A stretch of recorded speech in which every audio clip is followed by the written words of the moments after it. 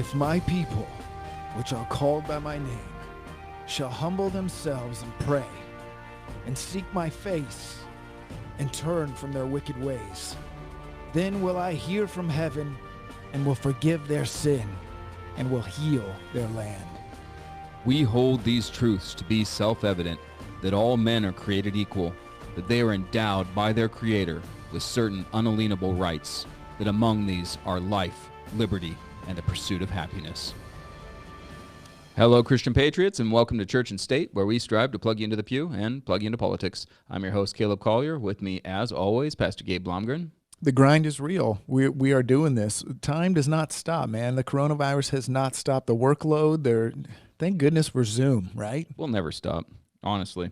Zoom is making a killing. Did you know that? They are. Yeah. They are making a killing right now. Yeah, but they were routing everything through China, which was terrifying, actually. That is scary. Apparently, they fixed some of the issues. I don't know. There's some better platforms. C. Mitchell Shaw from the New American was talking about some of those with us, like Jitsi, for example. Yeah. And speaking of alternative platforms, I don't know about you, Gabe, but I'm really tired of Facebook censoring.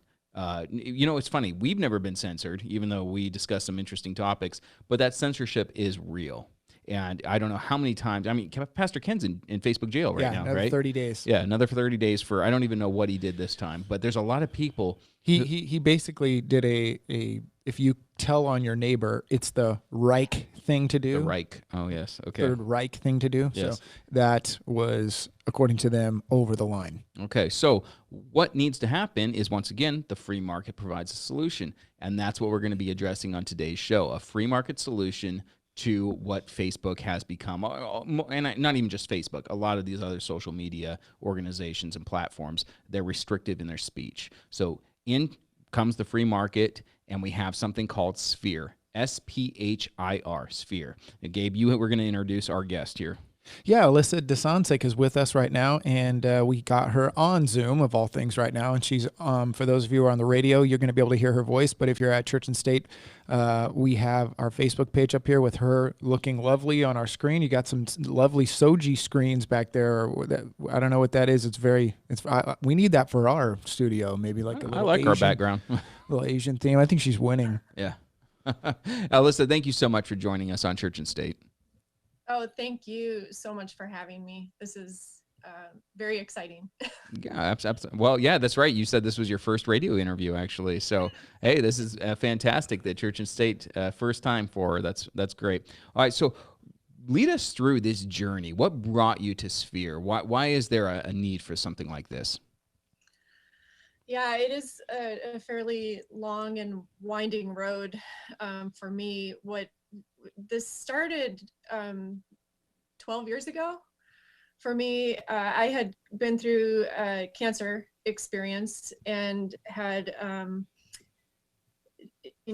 18 months worth of trying to figure out who do I need to know, do I need to buy, and what do I need to learn in order to make not only that health condition better, but also to sort of restructure my life so that I could do things differently and better and not have to go through that again. And so what happened for me was I became a little bit frustrated with the fact that I would eventually find the information that I was looking for, either through my own research or usually through knowing people who had been there before and done that. And so they had wisdom, but there was no place to seek that wisdom in one location and have it just organized and available to me so that I could make use of it in my own life and my own circumstances. What happened after that point was both of my parents also had health issues. They've both since passed. During that process, it was just the same thing being repeated over and over again, where I felt like other people might be able to inform our family and our lives if only there were a place to go for them to put their wisdom and for me to access that wisdom. Mm-hmm. And then on the flip side to that, I was thinking, well, now I've been through some things in my life, and I would love to be able to provide what I know to other people.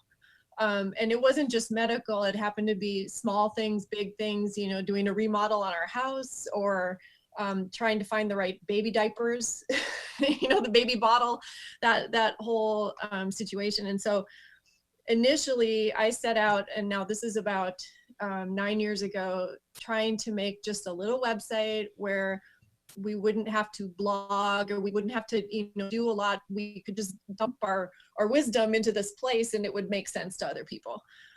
So that's where I started. I'm not a technologist. I know, Caleb, we were joking about that, yeah, off air, that neither one of us were really tech savvy. But in your case, it's rather funny that you've launched this site and yet you're not a tech person. Right. I've been very, very lucky to have met the people that I'm working with, and I'm sure we can talk about that later. But yeah, just the whole idea was not to make a social media website. It was to make a place online where we could exchange wisdom. And so that's what we built. Originally, I guess, with our own money, our own time, we hooked up with a couple of different small firms here in Seattle, and pulled this stuff together, made an MVP, a minimally viable product, and that was going to be it. And then I was introduced to the person who then became my partner, David Kramer, and he is our CTO, and he is brilliant and wonderful. And so we've been working for almost 8 years now. And what had started was, this sort of small idea has then grown over time to include a whole bunch of other things, including social. Yeah, and I love what you're doing here with, I love this visual aid that you give on the site here. And so you've got a cloud, a rainbow, and a pot of gold. And you have information as the cloud, knowledge as the rainbow, and the pot of gold is wisdom. And then you follow it up with this great quote that I've actually never read before, but I love it. And it's from Miles Kington, and he says that knowledge is knowing that a tomato is a fruit. Wisdom is knowing that a tomato doesn't belong in a fruit salad. Right? Yeah. That's fantastic. Yeah. Right? I'd have the knowledge that tomato is a fruit. Right. But you're never going to put that in a fruit salad. Exactly. It breaks it down in such an easy way for the average person to understand. Yeah, I've noticed she's used the word wisdom, and along with the website here, that is definitely not exclusive biblical term, but the book of Proverbs says, son, desire wisdom. It is the chief thing that you desire. Inclining your ear. I see in you that, there's lots of people who want information, or should I say there's lots of people who want to be entertained and waste time. But I think this is just me personally hitting my 40s. I've wanted to, in these years of my life, get wisdom. I need help. I can't do everything alone. I don't want to see everyone's Facebook feed, but I do want to leave information for my kids. And then I also want to get information from people who've been there and done that. So this is great. Yeah, thank you. Yeah, and it just, we see we're saturated in this world, online, offline, wherever you go, with just data and info. And it becomes, it already is noise. It's been noise for a long time. It's the curation of that information and the application. To me, it's the application of people actually living their lives, because we are sort of like little curation beings, because you can't take it all in, and you can't live all of the different scenarios in life, but collectively we can. And so that is a part of what we've built here, is not just a storage place, but it's actually a way to tap into the collective wisdom that a community can provide. And then just adding some efficiencies on top of that technology can give you, to sort of curate the world around us. We have a tagline that we've trademarked that's called, or that says life, qualified. And that's really the goal of the core of what we've built, is to get you from point A to point B with less frustration, less time, less effort, and hopefully less money. So that you can just live your life and not have to be stuck in this swirl. of information. So what kind of wisdom do you have on the Sphir site? What type of topics or agendas are we going to be seeing as we scroll through this feed? So, we're new, so we have a smaller group of people in there right now, and the content that's coming into the site is, we are not a publisher, so we are not generating any content at all. So it's the content that's being brought to us by users and by their communities. Currently, we have got a fairly large influx of people who are concerned with rights and freedom, because we don't censor other than illegal activity, of course. And we will remove that and notify the proper authorities if stuff like that happens. But beyond that, we are an open forum for people to have the discussions that they want to have with other people that they want to connect with. So you'll never see something like a post that violates community standards on Sphir. Not unless it's illegal content, and then we would, obviously get involved there. But no, it's to go back to your question, what we've seen so far is people coming to Sphir who are either being censored on other platforms, or are somehow their message is not getting out to the people that they need to connect with. And that wasn't necessarily the battle that I wanted to fight, because it really was just supposed to be a database of stuff that we need.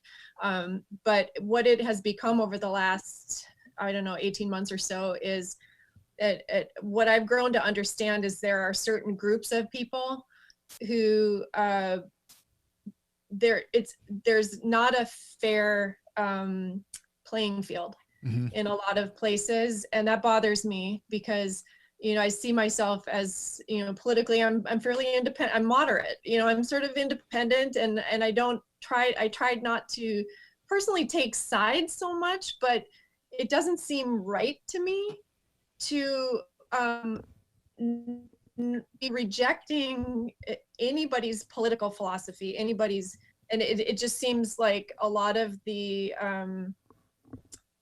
tools that we have access to, social media tools, are very biased. Yeah. And I think it's unfair. And so we made the decision amongst our very small team to welcome everybody into this site so that your communities, our communities, anybody's can grow and flourish and have the conversations that you need to have, and the discussions and the wisdom and all of that. I like that a lot, because on this, you're gonna, as far as political ideologies go, you're gonna be communists all the way to anarchists, extreme ends of the political ideologies, and the way to reject these political ideologies is to actually have the knowledge or the wisdom to actually be able to debate and defend your platform. That's how you win. It's not by stifling or censoring these individuals that you don't necessarily agree with. Right, exactly. And that's been sort of the tragedy to me of what's happened in the world, particularly lately. It's frightening to have, somebody being able to tell other people what they can and can't think. Right. It's, I never thought that I would be in a position like this, because it's not in my personality to be combative, and I don't think that I ever will be that way. But I just have become so completely dedicated to making sure that this platform is there for all types of ideas and theories, and especially for me, it's the scientific aspect of the world, or health reasons, obviously, because of what I've been through in my own personal life. That's really important to me, that we also have a place to talk about the fact that science is never settled. Yeah. That's good. We need to keep talking about these things, and and coming to the new hypotheses and some conclusions along the way too. But that generally speaking to me is always evolving. And what better place to do that than in an online location where everybody can actually participate and there's no manipulation of the content. There's no, we do not allow advertising. We don't manipulate the content in any way. Everything that you see in the site is real time. And there's this, I don't know if you want to get involved in the technical aspects of it, but what I had mentioned before about the curation of content, that is not done by us. It's done by users. And I think that that's really important because we aren't pushing any levers or making anything more important in terms of what you're viewing. It's your friends and your communities that are doing that for you. Now, on the Sphir site, you liken yourself to an avocado. Can you go ahead and explain that for our audience? Yeah. So I've mentioned the core. So that's the what we call cards and folders, and it's these little bits of wisdom, or anything that you want to save or remember later. So you can have like a library is what you're saying. So instead of like Facebook, if I saw a post and I was like, oh, that was really good, and then I'm trying to scroll through to find this thing and I can't find it. Instead, on Sphir, you actually have an option where you can create your own library of things that you wanted to save that you can easily look up. Yeah, so every account has a library built in.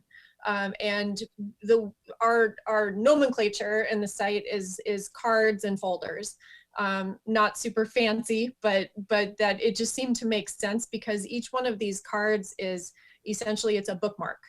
So any content of any kind, meaning an article or a study or a product or a business or a document, a recipe, whatever it is that's out there, a video, a podcast, you can easily, anybody and everybody, I encourage everybody to do this. You can go and just capture, whether it's a URL or, a web address or an actual physical picture of something, you can capture that into a card. And then everybody gets access to a copy of that card. So if you found something great, let's say amongst your community, you're talking about a certain topic during your services, and you want to provide additional context that people can go and look at afterwards. Maybe you talk about some sort of health thing or a political thing or whatever, and you've got articles and maybe some documentation that you want to refer people over to. Well, it's super easy. It'd take you about 10 seconds to create a series of cards, put them into a folder. Everybody can go to that folder in your account and actually take that folder with one click and move it over into their own library. Oh, wow. And then start talking to their own, close connections about it. You can even make a group and you have a library in your group too. So, anybody who wants to come together and be a part of that group has access to that same content. So the core of the avocado is these cards and folders. Everybody can create them. Everybody can access them. And then as of just 2 weeks ago, these are also monetizable. So if people sell things, you can create cards for your own products, whether they're digital or physical. And then you can sell them to other people in your community or online. And that's sort of cool too. The fruit of the avocado is what we've sort of wrapped the core, the seed in, which is all of this social stuff. So we have launched 7 products over the course of 9 years. And all 7 products, websites, had different features. What we realized about 18 months ago was that we didn't have enough social. And the reason for that was because everybody's in social, whether it's Facebook or any of these other really cool, really awesome social sites. We needed to sort of cover that core with things that would make it more fun and more interactive, and you could have friends and make posts and things like that. And so that's what we've dedicated the last real heavy development, probably 7 to 8 months, of adding all these social features. And then the skin of the avocado would obviously be, you know, some of these security measures that we've applied. We have encrypted our entire code base on blockchain. And we use the blockchain for encryption purposes, not for cryptocurrency purposes. So it's encrypted, and that means that your account information is encrypted. If you make any purchases on the site, that is completely encrypted. We take security really seriously, and that extra layer is, I just thought that would be something that is just necessary in today's world. And so that was sort of the outside of the avocado. I think in pictures, and so the avocado is just my analogy, I guess.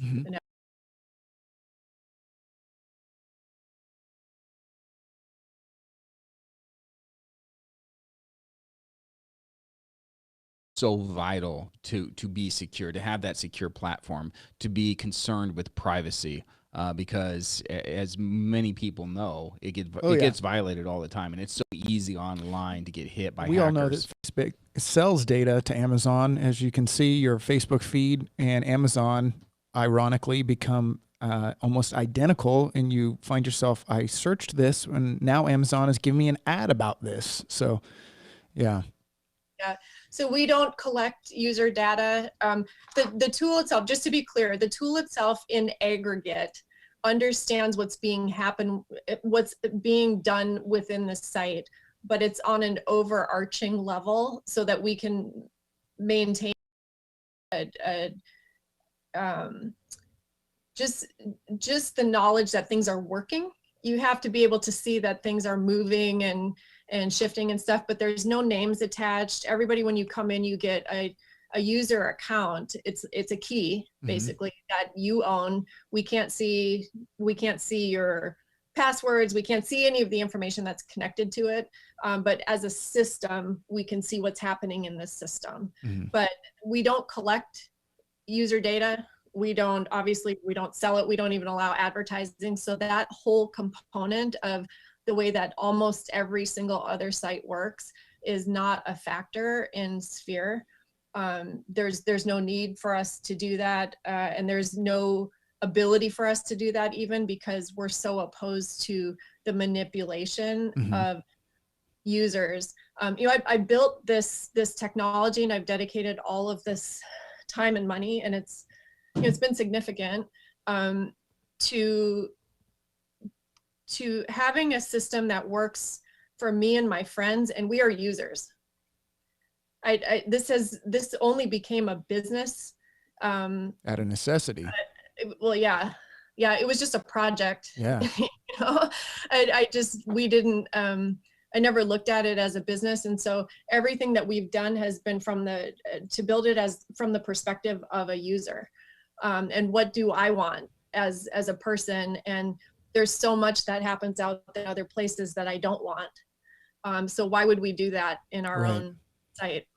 Yeah, and I'm on Sphir right now, and I can see, this is fun. I'm going through it. I can see a recipe for cauliflower, coconut oil, ginger, turmeric stew. That sounds pretty good. I'm actually pretty hungry. That I would definitely go for that. But you're talking about encryption. You're talking about vaccines. So yeah, there's a lot of good information on the Sphir site, and really, I mean, coming from somebody who Gabe will back this up, is really not very good at technology. Technophobe is the word. Sphir is very easy for me to use. Yeah, and we're improving all the time. We are still in beta, and it's going to be a while that we're still in that phase. And so we have what are called sprints, and that's the way that the developers work. And we've got a phenomenal team. They're just brilliant and kind and wonderful people. And we work usually in 2-week sprints. And so every 2 weeks you see new features and you see updates, and we're fixing bugs, because this something that I didn't mention. So everything that you see in Sphir is coming from our platform. So we created our whole entire platform. We have open APIs, and Sphir is a product of the platform. So we've written over 3 million lines of code, and that code is accessed through the website. And what you see in the website are the features that we built on the platform. And so it's all ours, I guess, is what I can say. And so we have patents. We have, we've done the legal legwork in order to, have this thing here and not be at the, and we paid for it all ourselves too. So that's, I think, another big thing that is probably going to be really important to other people, is that we aren't under anybody else's authority in terms of what we have to do or why we do the things that we do. We've done this just on our own. And so we can make those decisions that we need to for the right reasons. Okay, so we've got about 1:30 left. So walk our audience through how to get on Sphir and what they can expect from it. Okay, so you want to go to Sphir, SPHIR.com or .io, either one. And then you would just simply click join right in the middle of the screen. What that will do is it'll send you an email. So you will authenticate your email address. And that's the only real information that we get from you, but it is important so that when you come in, you'll be in the encrypted site. And then when you come in, you'll see there are a couple of different tutorials. So down in the bottom left-hand side of the screen, when you're logged in, you'll see a tool that's called Walk Me, and there's a few tutorials down there. And then you also will have a couple of places in the site in which a little tutorial will pop up, and it'll just tell you some things. You can also get in touch with us through the help, which is under your drop down in the top right-hand corner under your profile picture. You can reach out to us at any time, and the email address is info@sphir.io. Excellent. Okay. Well, unfortunately, Alissa, we've actually run out of time, but thank you so much for coming on Church and State and introducing us to Sphir. My pleasure. Thank you guys so much for everything that you do. Yeah, thanks for all your hard work and pursuit of wisdom, Alissa. All right. So Church and State is brought to you in part by Covenant Church and Mountain View Vital Medicine. Always remember the tree of liberty is most likely a birch. And with that, Church and State is out. God bless.